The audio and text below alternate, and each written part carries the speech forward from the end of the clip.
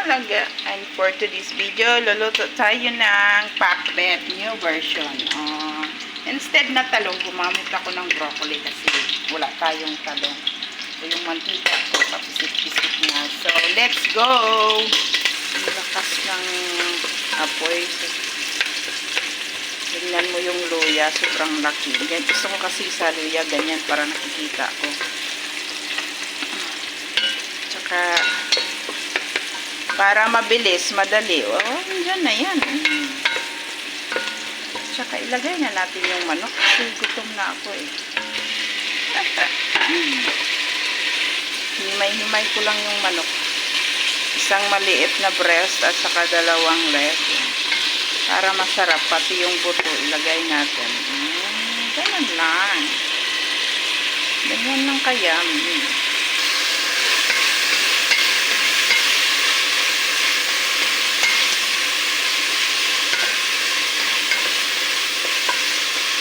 Dapat sana sardinas yung ilagay ko kasi sila mabaho yung bahay. Manok na lang. Kasi gusto ko rin itatry sa amo ko sa mamaya. Makain din siya ng mga luto ko eh. Lagyan natin siya ng black pepper and paprika.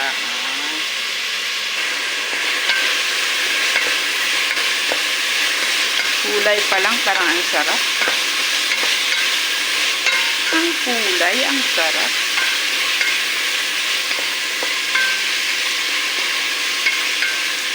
Masarap kasi itong paprika. Hindi naman yung sweet paprika kasi ito hindi ito maangang.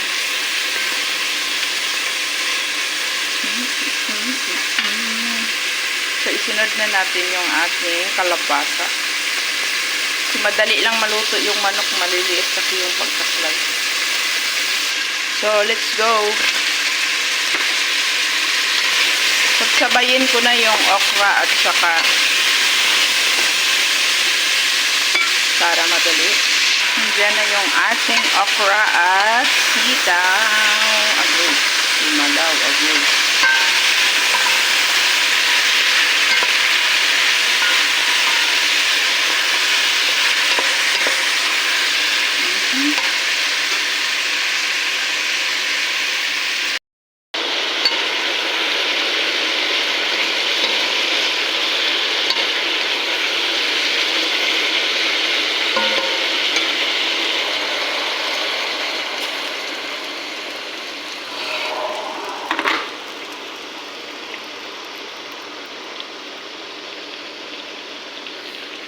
So, the last, nalagyan din natin ng bell pepper. Yan, kala mo. Saan ka nakakita ng pakbet na may broccoli at bell pepper? Gumawa din tayo ng new version.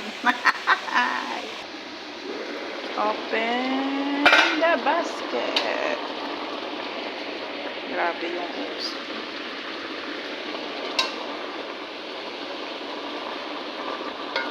Madali lang maluto.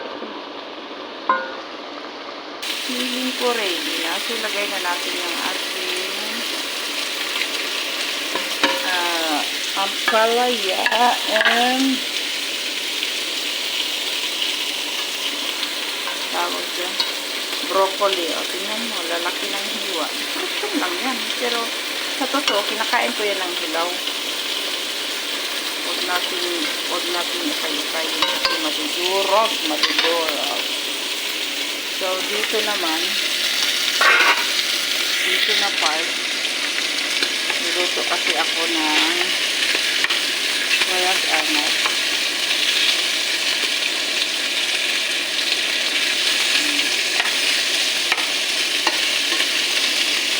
Lagay natin yung meat sa baba.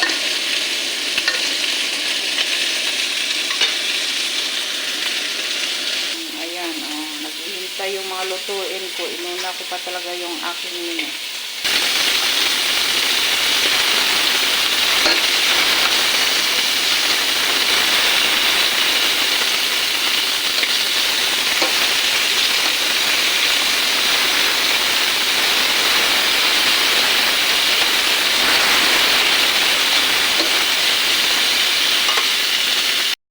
Kailangan siguro nating baliktarin para maluto.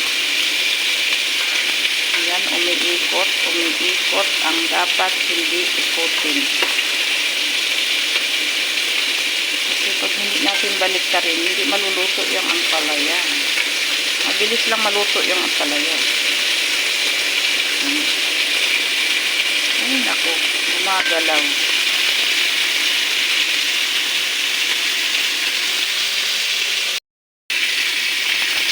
Ready na. Ready to eat. Yummy food. Yummy. Luto na.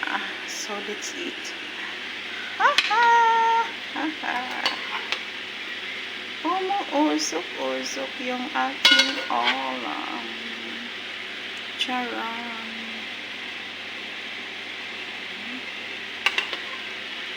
I love okra. Diba? Marami pa hanggang bukas na ito. Walang pasok yung amo ko bukas. Bahala siya basta ako may food. Let's eat. Ready na tayo sa ating mukbang.